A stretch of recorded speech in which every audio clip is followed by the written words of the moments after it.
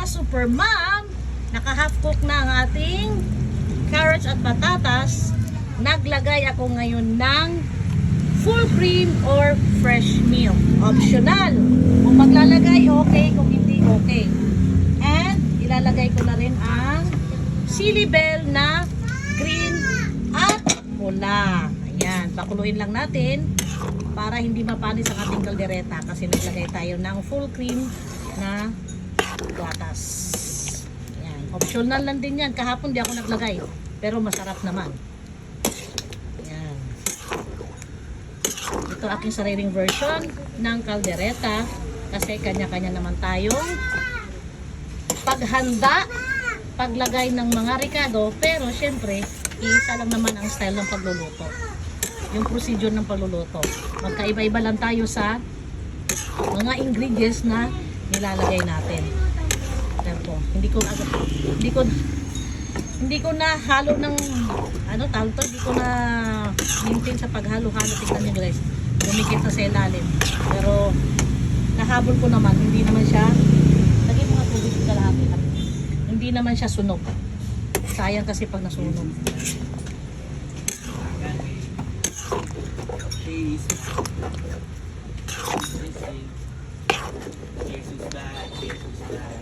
Yan, may nararamdaman ako ng konting dikit, oh. Kalahati, Jay. Nagpalagay ako ng kalahating box ng tubig kasi masyadong lumapot.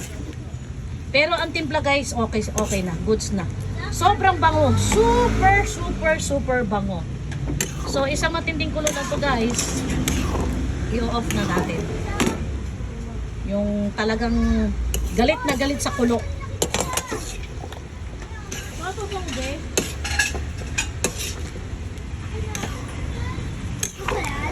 Luto na. Luto na, Joanna. Nakakangawit. Sakit sa balikat. Ayan, wala na nakadikit sa ilalim guys. Ayan. Karamdam na ako ng ano. Jay, mag-ano ka ng tandok sa kanin. Walang sandok to. Ayan. Smooth na guys. Smooth na ilalim.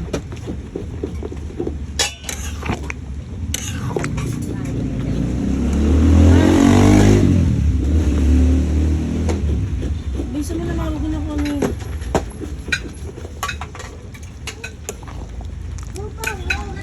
Ayan.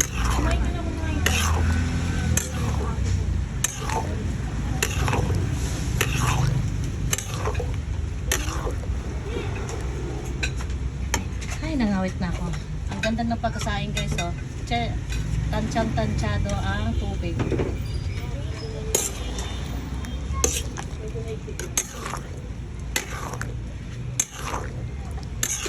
Di, dahan-dahan naman. Tapon-tapon.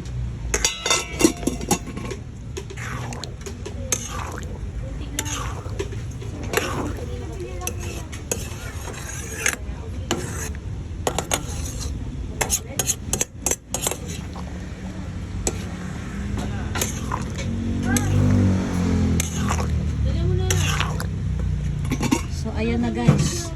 Luto ng ating kaldereta. Ready to serve na.